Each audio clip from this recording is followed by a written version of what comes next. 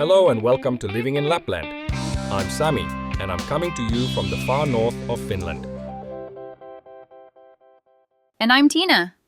So happy you're joining us today.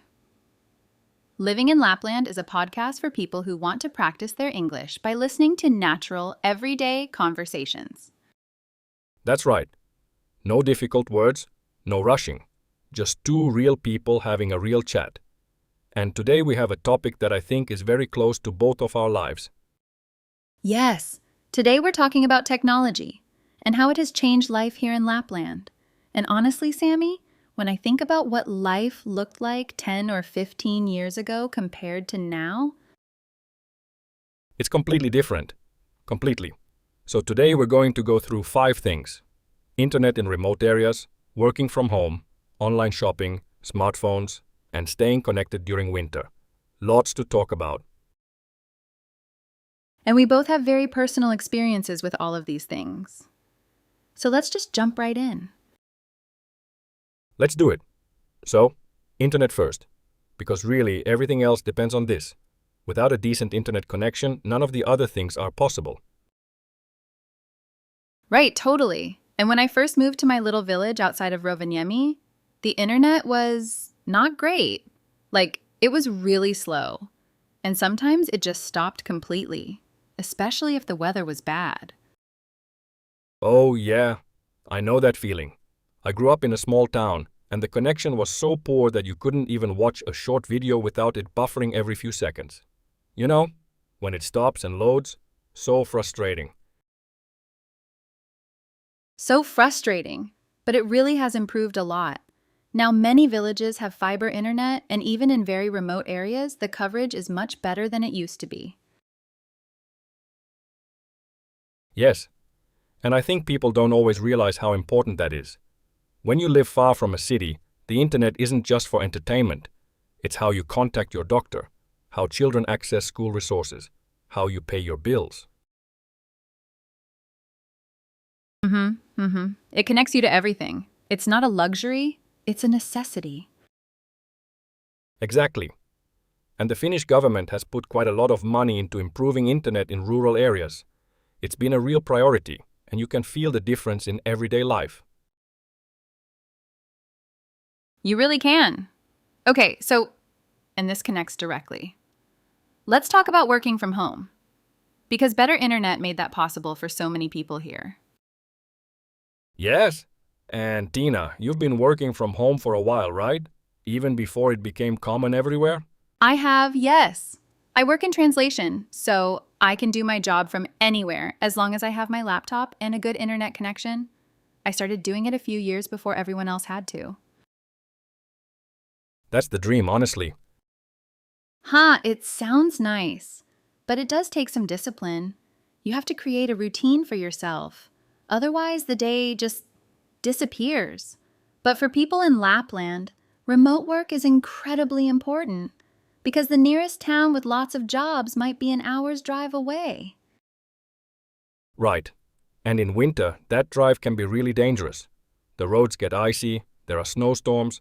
Being able to stay home and still work is very valuable. Exactly. And I think it also helps keep communities alive. Because years ago, young people would leave Lapland to find work in cities like Helsinki or Oulu. But now, if you can work online, you can stay. You can build your life here. That's such a good point. I know people who do customer service, graphic design, accounting, even software development, all from their homes here in Lapland. And they wouldn't have been able to do that 15 years ago. No, definitely not. And for me personally, working from home has also improved my quality of life. I can take a walk in the forest during my lunch break. I can hear the birds or the silence of the snow. You don't get that in a city office. That sounds wonderful. Okay, online shopping. This is a big one, especially when you live far from shops. Oh, it's huge, huge. I live about 40 minutes from the nearest big supermarket. And for things like clothes, electronics, or anything specific, there's just no shop nearby at all. Right. So online shopping has really been a game changer. I order almost everything online now. And actually, I quite enjoy it. You sit in your warm house with a cup of coffee, browse the website, choose what you need, and a few days later it arrives. Well, sometimes it arrives at a nearby pickup point, not right at your door. That's true, yes. Delivery here is a little different. Sometimes you have to go pick it up from a shop or a post office in the next village. But still, so much better than driving for 2 hours to go shopping in a city. Oh, absolutely. And delivery times have improved a lot too. I remember ordering something a few years back and waiting almost 3 weeks. Now it often comes in 2 or 3 days. Yes, and returns are easier too, which matters a lot when you can't try clothes on in a store. Before online shopping, if something didn't fit, you just had to keep it or make a very long trip back. Ah, yes. That was a real problem. Okay, let's move on to smartphones. Because I think this is the thing that has changed daily life in the most visible way. Like, you can see it everywhere. Completely. My phone is basically everything now. It's my map, my camera, my bank, my music player, my connection to friends and family. I honestly don't know how I managed without it. Same. And here in Lapland, there are some really practical uses, like checking the weather, which is very important when conditions can change very fast, Very important, yes. and navigation. If you're driving on small forest roads in the dark, a GPS on your phone is really helpful. Even for people who know the area well, it's useful. Absolutely. And I think for safety too, if your car breaks down somewhere remote in the middle of winter, that phone is your lifeline. You need to be able to call for help. Yes, exactly. It's a safety tool as much as anything else. And mobile payments. In Finland, we use our phones to pay for things in shops all the time. I almost never carry cash anymore. Me neither. And for older people, I think smartphones have been a big change there too. My grandmother, she learned how to make video calls and she loves it. She calls me almost every day. Oh, that's lovely. And video calls really have been huge for families who live far apart. You can see the person's face, see that they're okay. It's so much better than just a phone call. It really is. Which brings us to our last topic, staying connected during winter. And I should say, for our listeners who maybe don't know, winter in Lapland is not like winter in most places. No, not at all. It gets very dark. There is a period called the polar night, kamos in Finnish, when the sun doesn't rise above the horizon at all. It can last for weeks. And it's cold.